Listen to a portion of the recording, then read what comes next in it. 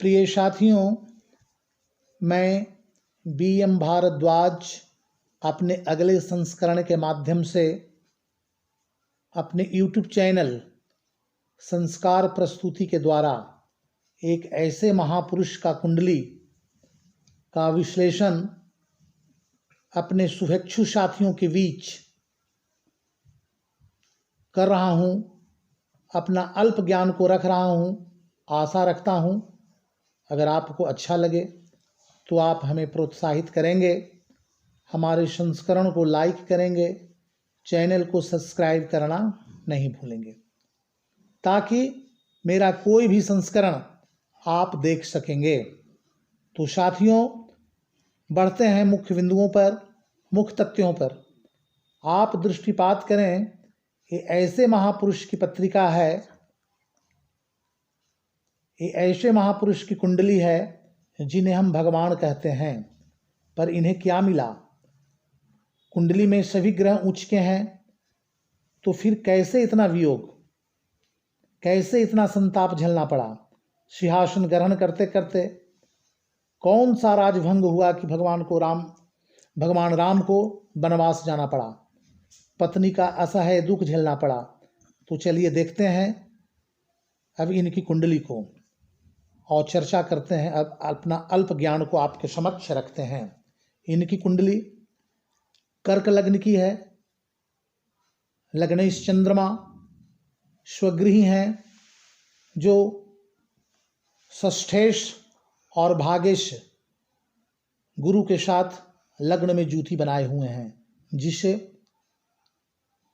गजकेसरी योग का निर्माण हो रहा है। इनकी कुंडली में तुला के शनि उच्च के होकर चतुर्थ भाव में विराजमान है, सप्तम भाव में उच्च के मंगल विराजमान है और दशम भाव में मेष राशि का सूर्य विद्यमान है। सभी ग्रह उच्च के हैं। कई योगों का निर्माण हो रहा है, जैसे शस्त्र योग का निर्माण हो रहा है कुंडली में, कुलदीपक योग का निर्माण हो रहा है कुंडली में। सारे ग्रह उच्च के होते हुए भी आखिर कौन सा ऐसा ग्रह क्या किया कि राज सिंहासन पाते पाते इन्हें वनवास जाना पड़ा, पिता का मौत देखना पड़ा? तो चलिए इन सारी तथ्यों पर हम विचार करते हैं।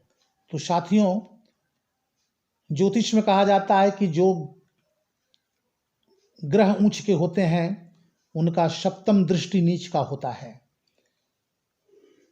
इनकी कुंडली में शनि चतुर्थ भाव में बैठ करके दसम दृष्टि से लग्न को देख रहे हैं, लग्न को देख रहा है।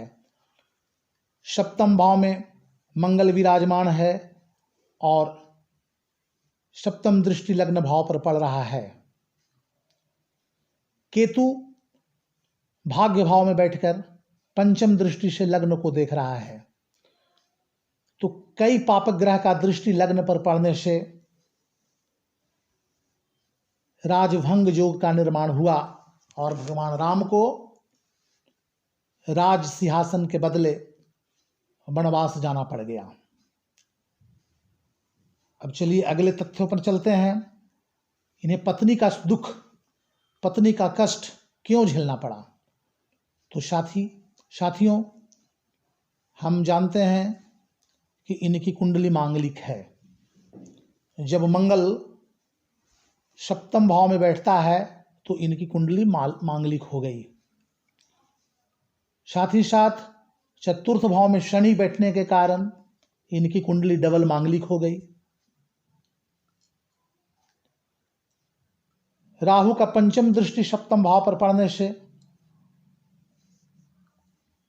साथ ही साथ राहु का सप्तम दृष्टि शुक्र पर पड़ने से शैया सुख में कमी, पत्नी सुख में कमी और महारानी सीता को अनेक कष्ट उठाना पड़ा, भगवान राम को असह्य दुख झेलना पड़ा और पत्नी सुख में काफ़ी बाधा उत्पन्न हुआ। तो साथियों, इसके आगे हम यह विचार करेंगे कि कौन सा ग्रह की दृष्टि के कारण पिता का वियोग मिला, माता के सुख से वंचित रहना पड़ा। तो साथियों, हम जानते हैं कि शनि और सूर्य पिता पुत्र हैं और दोनों की दृष्टि में क्रूरता है।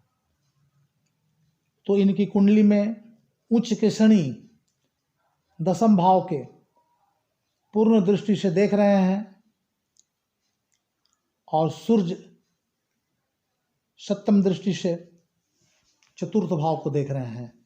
ये दोनों की दृष्टि में क्रूरता के कारण माता के सुख से भी वंचित रहना पड़ा, माता के सुख से बाहर रहना पड़ा। और शनि का क्रूर दृष्टि पुत्र के वियोग में भगवान राम के पिता महाराज दशरथ जी को नहीं बर्दाश्त हुआ और पुत्र के वियोग में इनके पिता अपने प्राण का त्याग कर देते हैं। तो साथियों, आज हम अपना अल्प ज्ञान आपके बीच रखे हैं। अगर हमारे भाषा में कोई त्रुटि हुई है, हमारे विश्लेषण में कोई कमी हुई है, तो आप उसे कमेंट बॉक्स में ज़रूर डालेंगे ताकि हम सुधार कर सकें। आशा रखते हैं कि आप हमें प्रोत्साहित करेंगे, हमारे चैनल को सब्सक्राइब करेंगे ताकि मेरा अगला संस्करण अपने आप देख सकेंगे, सुन सकेंगे। तो इन्हीं शब्दों के साथ मैं अपने वाणी को विराम देता हूँ और मिलता हूँ फिर अपने अगले संस्करण में। नमस्कार।